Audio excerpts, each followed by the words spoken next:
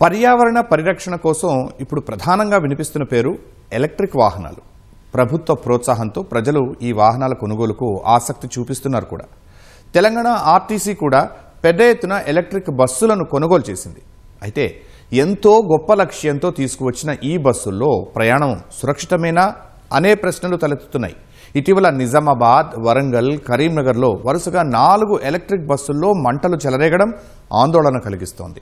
దీంతో ఆర్టీసీ సుమారు 500 బస్ సర్వీసుల్ని తాత్కాలికంగా నిలిపివేసింది. ఆ తర్వాత కొన్నింటిని పునరుద్ధరించింది. సురక్షితం అని ధృవీకరణ జరిగిన తర్వాతే బస్సులను పూర్తి స్థాయిలో నడుపుతామని తెలిపింది. ఈ నిర్ణయంతో ఎలక్ట్రిక్ బస్సుల భవితవ్యంపై తీవ్ర చర్చ మొదలైంది. మరి ఎలక్ట్రిక్ బస్సుల్లో ప్రమాదాలు ఎందుకు జరుగుతున్నాయి? బ్యాటరీల్లో తరచూ మంటలు ఎందుకు అంటుకుంటున్నాయి? అసలు ఎలక్ట్రిక్ బస్సుల్లో ప్రయాణం సురక్షితమేనా?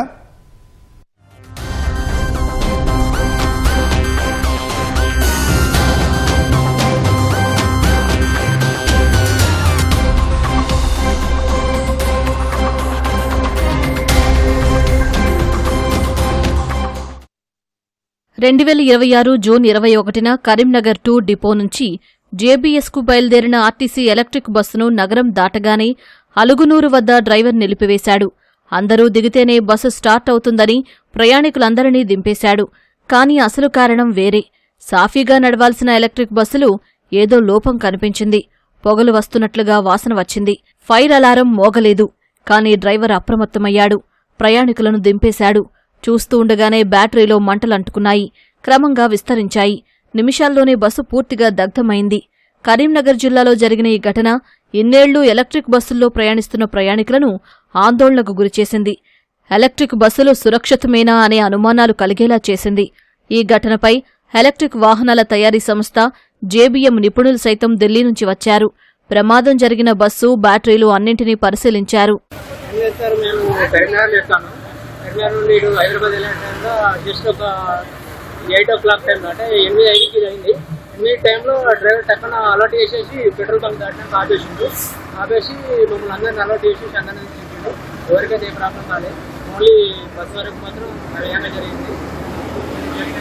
బస్సులో ఎంతమంది ఉన్నారు సార్? దాదాపు ఫుల్ ఉన్నారు సార్. డ్రైవర్ మాత్రం చాలా ఫాస్ట్గా అలర్ట్ చేశాడు. ఎవరికేం కాలేదు.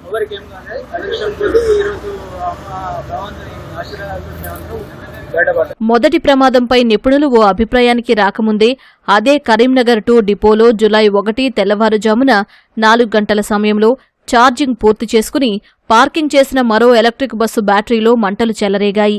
అప్రమత్తమైన సిబ్బంది ఫైర్ సేఫ్టీ వింగ్తో కలిసి మంటలను ఆర్పేశారు. మొదటి ఘటనలో బస్సు రన్నింగ్లో ఉండగా జరిగింది. రెండో ఘటన బస్సు పార్కింగ్ చేసి ఉండగా చోటు చేసుకుంది. 2 ఘటనల్లోనూ బ్యాటరీల్లో మొదలైన పొగలు మంటలుగా మారాయి. ఈ సంఘటనల్లో బస్సులు దగ్ధమయ్యాయే కాని ఎలాంటి ప్రాణనష్టం జరగలేదు. కానీ ఊహించని ప్రమాదం జరిగితే ఏంటని ఎలక్ట్రిక్ బస్సులపై పలు అనుమానాలు తలెత్తేలా చేశాయి. 10 రోజుల వ్యవధిలో 2 ఘటనలు జరగడంతో కరీంనగర్ 2 డిపో పరిధిలోని 104 బస్సుల్ని నిలిపివేశారు. పరీక్షలు జరిపి ప్రస్తుతం సురక్షితం అనుకున్న 40 వరకు బస్సులు తిరిగేందుకు అధికారులు అనుమతిచ్చారు.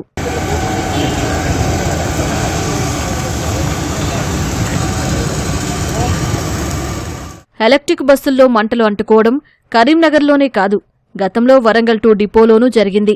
ఇక్కడ ఓ ఎలక్ట్రిక్ బస్సులో మార్చి 29న తెల్లవారుజామున ఆకస్మికంగా మంటలు చెలరేగాయి. ఛార్జింగ్ అనంతరం పార్కింగ్లో ఉంచిన బస్సులో విద్యుత్ షార్ట్ సర్క్యూట్ కారణంగా అగ్ని ప్రమాదం సంభవించినట్లు అధికారులు ప్రాథమికంగా గుర్తించారు. మంటలు వేగంగా వ్యాపించడంతో బస్సు వెనుక భాగం దగ్ధమైంది. వెంటనే అప్రమత్తమైన ఆర్టీసీ సిబ్బంది అగ్నిమాపక సిబ్బందికి సమాచారం అందించారు. వారు ఘటనా స్థలానికి చేరుకుని మంటల్ని అదుపు చేశారు.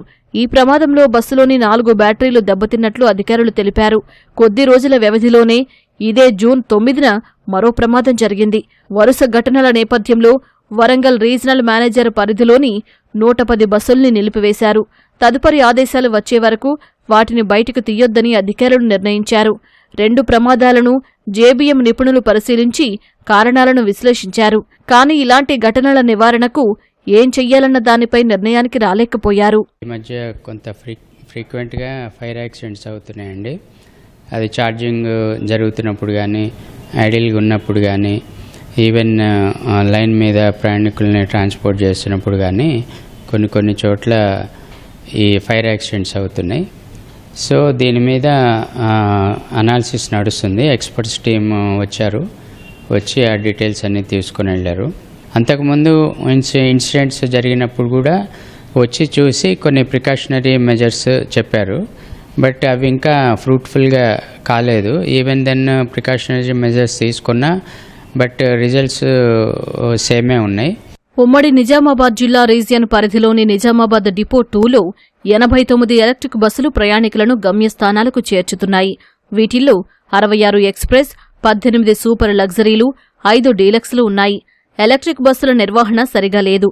ముఖ్యంగా బ్యాటరీల్లోంచి మంటలు చెలరేగే ఘటనలు తరచూ జరుగుతున్నాయి. ప్రమాదాల కారణంగా బాడీ సైతం దెబ్బతింటోంది. బ్యాటరీల వద్ద కనీస రక్షణ ఉండటం లేదు. మరోవైపు సెల్ఫ్ బ్యాటరీలు పనిచేయక మార్గం మధ్యలో ఎక్కడ పడితే అక్కడే మొరాయిస్తున్నాయి.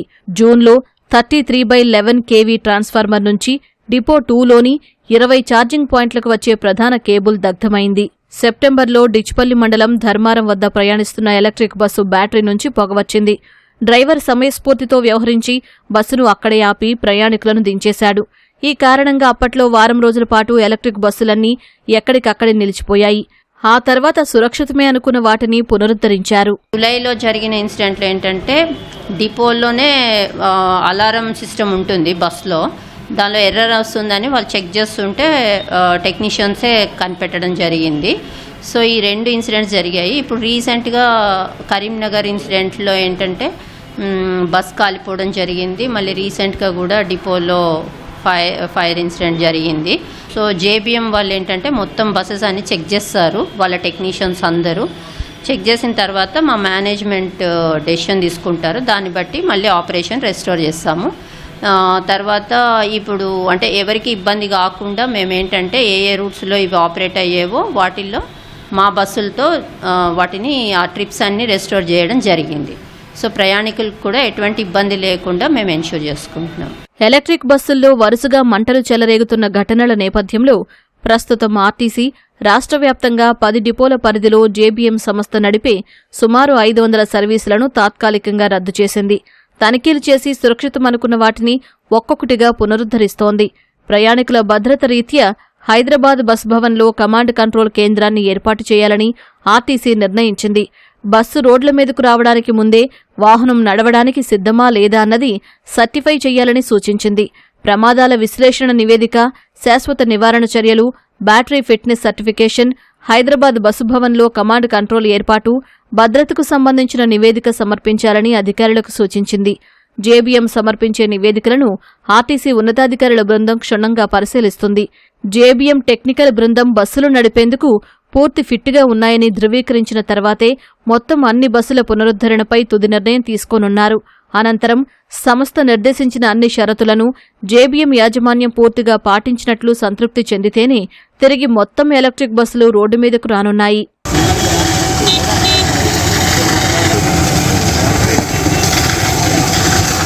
ఎలక్ట్రిక్ బస్సులను నిలిపివేయాలన్న ఆర్టీసీ నిర్ణయం తర్వాత ఆ వాహనాల్లో ఏం జరుగుతోందనే చర్చ నడుస్తోంది. సంప్రదాయ డీజిల్ వాహనాల నిర్వహణతో పోల్చితే ఎలక్ట్రిక్ వాహనాల నిర్వహణ నూతన సాంకేతిక పరిజ్ఞానంతో కూడుకున్నది. ఈ బస్సుల నిర్వహణ, బ్యాటరీల నిర్వహణ అందరికీ కొత్తే. దీనికోసం ప్రత్యేకంగా శిక్షణ పొందిన సాంకేతిక నిపుణులు, సిబ్బంది అవసరం. అలాంటి సిబ్బంది కొరత, నిర్వహణ లోపాల కారణంగా అగ్ని ప్రమాదాలు తలెత్తుతున్నాయని తెలుస్తోంది. సాధారణ ఆర్టీసీ బస్సులను రోడ్డు మీదకు తెచ్చే ముందు పూర్తిగా చెక్ చేస్తారు. ఫిట్గా ఉందని ధృవీకరిస్తేనే బయటకు పంపుతారు. ఘాట్ రోడ్లు, సుదూర మార్గాలు, మట్టి రోడ్లు ప్రయాణించే మార్గాలను బట్టి ఆ బస్సులు నడపవచ్చా లేదా అని నిర్ణయిస్తారు. ఇలాంటి చెకింగ్లు ఎలక్ట్రిక్ వాహనాలకు మరింత అవసరం. ముఖ్యంగా వైరింగ్, బ్యాటరీ అసెంబ్లింగ్, ఛార్జింగ్ విభాగాల్లో క్రమం తప్పని తనిఖీలు ఎలక్ట్రిక్ వాహనాలకు జరుగుతాయి. కానీ సున్నిత, క్లిష్టమైన సాంకేతికత ఇమిడి ఉన్న కారణంగా తరచూ ప్రమాదాలు జరుగుతున్నాయి. ఎప్పుడైతే బ్యాటరీలోంచి పొగలు వస్తున్నాయో వాళ్ళ దగ్గర కొన్ని టూల్స్ ఉంటాయి. అది ఆ బ్యాటరీకి హోల్స్ చేసి వాటర్ పంప్ చేస్తారు. తర్వాత ఫైర్ ఇంజన్ వాటితోటి ఇమ్మీడియట్గా యాక్షన్ దిగుతారు.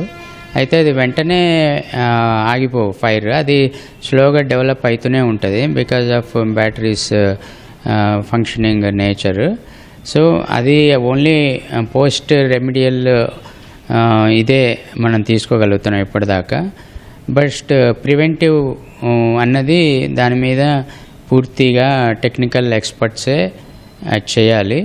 అది ఎక్కడ మ్యానుఫ్యాక్చరింగ్ లోపంగా లేకపోతే మెటీరియల్ లోపం బ్యాటరీ కెపాసిటీస్లో ఏమన్నా లేదా కనెక్షన్స్లో ఏమన్నా ఇదవుతుందా అనేది it's completely experts should mention that. Electric బస్సుల్లోని బ్యాటరీ తయారీ, అసెంబ్లింగ్, వాటి నిర్వహణలో తప్పిదాలే ప్రమాదాలకు కారణమవుతున్నాయని నిపుణులు అంచనా వేస్తున్నారు. ఎలక్ట్రిక్ వాహనాల సాంకేతిక లోపాలపై లోతుగా అధ్యయనం చేయాల్సిన అవసరాన్ని ఇటీవలి సంఘటనలు గుర్తు చేస్తున్నాయి. ఎలక్ట్రిక్ వాహనాలపై డ్రైవర్లకు కూడా ప్రత్యేక శిక్షణ అవసరం. కొత్త సాంకేతిక పరిజ్ఞానం కావడంతో బ్యాటరీలు, వైరింగ్ సహా ఇతర వ్యవస్థల్లో చిన్న చిన్న లోపాలను డ్రైవర్లు గుర్తించలేకపోతున్నారు. ఈ బస్సుల్లో అగ్ని ప్రమాదాల బారిన పడే అవకాశం ఎక్కువగా ఉన్నందువల్లే ప్రతి ఎలక్ట్రిక్ బస్సులో ఫైర్ సేఫ్టీ అలారం వ్యవస్థ అందుబాటులో ఉంటుంది. అది డ్రైవర్లను ముందుగానే అలర్ట్ చేస్తుంది, బస్సును ముందుకు వెళ్లకుండా ఆపేస్తుంది. ఇలాంటి ఏర్పాట్లు కాస్త సురక్షితమే అయినా పొగలు వచ్చిన నిమిషాల్లోనే బస్సులు పూర్తిగా దగ్ధమైపోతున్నాయి. అదే ప్రమాదకరంగా మారుతోంది.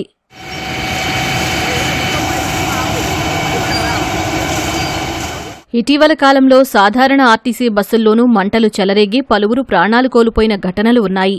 అయితే సాధారణ బస్సులతో పోల్చితే ఎలక్ట్రిక్ వాహనాలు మరింత ప్రమాదకరం. అందువల్ల ప్రయాణికుల ప్రాణాలతో ముడిపడిన ఈ అంశంపై ఆర్టీసీ యాజమాన్యం మరిన్ని భద్రతా చర్యలు తీసుకోవాల్సిన అవసరాన్ని ఈ ప్రమాదాలు గుర్తు చేస్తున్నాయి. ప్రస్తుతం సురక్షితమనుకున్న కొన్ని ఎలక్ట్రిక్ బస్సులను అనుమతిస్తున్నా మిగతా బస్సుల విషయంలోనూ అవే చర్యలు తీసుకోవాలి. భవిష్యత్తులోనూ ప్రమాదాలు పునరావృతం కాకుండా చర్యలు చేపట్టాలి.